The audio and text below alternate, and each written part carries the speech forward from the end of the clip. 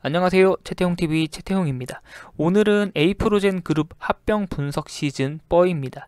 영상마다 에이프로젠 그룹의 좋은 이야기도 있고 안 좋은 이야기도 있는데 그만큼 에이프로젠 그룹 합병은 사이즈가 크고 기업 자체를 분석하기도 복잡하고 향후 미래가치 산정은 더욱 어렵습니다.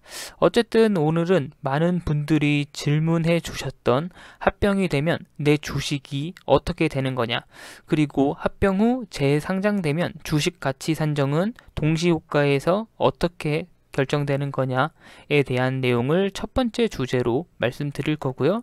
두 번째는 간단하게 에이프로젠은 어떤 제품이 있냐, 이거는 정말 논란의 여지가 너무 많아서 정말 간단히만 말씀드리고 넘어가도록 하겠습니다. 그리고 세 번째 주제는 비상장사 에이프로젠의 1분기 실적 공시가 나온 만큼 어떤 변화가 있었고 어떤 리스크가 있는지 확인해 보겠습니다. 그리고 마지막 네 번째로 예측하기는 너무 어렵지만 10월 합병일까지 에이프로젠 KIC 그리고 HNG의 주가가 어떻게 흘러갈지에 대해서 예측해보고 합병 실패, 즉 매수 청구권 행사에 대한 제 짧은 생각을 말씀드리겠습니다. 우선 첫 번째 주제로 합병 진행권입니다. 먼저 에이프로젠의 주식 총수는 보시는 것처럼 약 5,100만 주입니다. 합병 가액은 32,603원이니까 합병 가액 기준 시가총액은 약 1조 7천억입니다. 그리고 상장사인 KIC와 HNG도 합병 가액 기준으로 시가총액을 산출해 보면 KIC는 합병 가액 1991원 기준 시가총액은 약 3,100억, HNG는 합병 가액 676원 기준 시가총액 약 1,200억입니다.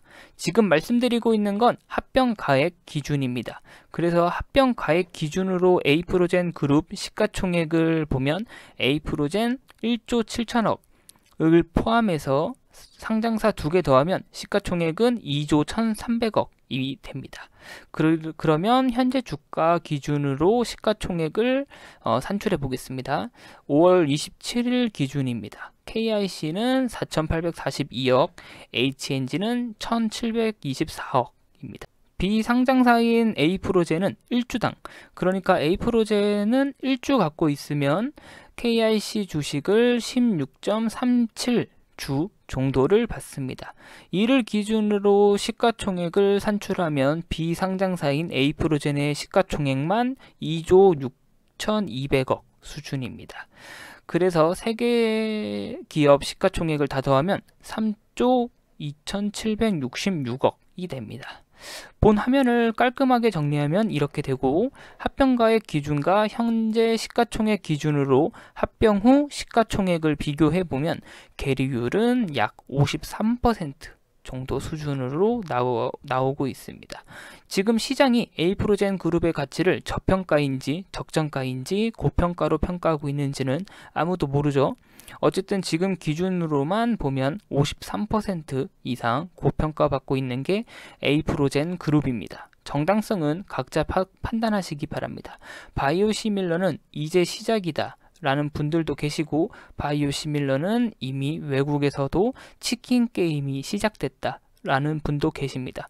그런 만큼 에이프로젠 그룹의 현재 주가가 정당하냐 깡패냐는 제가 감히 평가하기는 어려울 것 같습니다. 어쨌든 에이프로젠 3사는 합병이 정상적으로 진행된다면 합병 후 재상장이 되고, 재상장 후 기준가에서 50%에서 200% 범위에서 시초가가 결정납니다.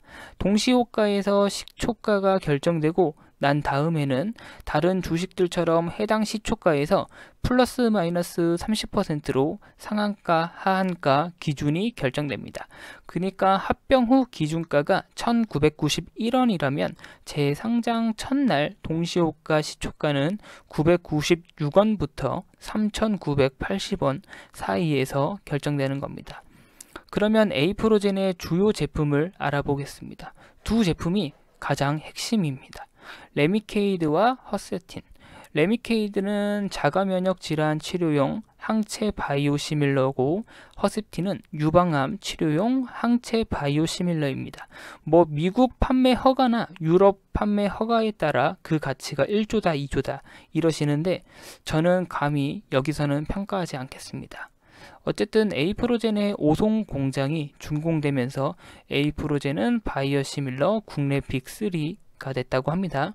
2022년부터 본격적으로 상업 생산이 시작될 것으로 보고 있고요. 삼성바이오가 36만 정도 생산하고 셀트리온이 19만 정도 생산하는데 에이프로젠은 완공 후에 24만 정도 생산은 가능하다고 하네요. 결국 이게 판매로 이어지냐가 핵심입니다. 어쨌든 간에요. 그러면 이제 다음으로 비상장사인 에이프로젠 1분기 실적 공시를 살펴보겠습니다.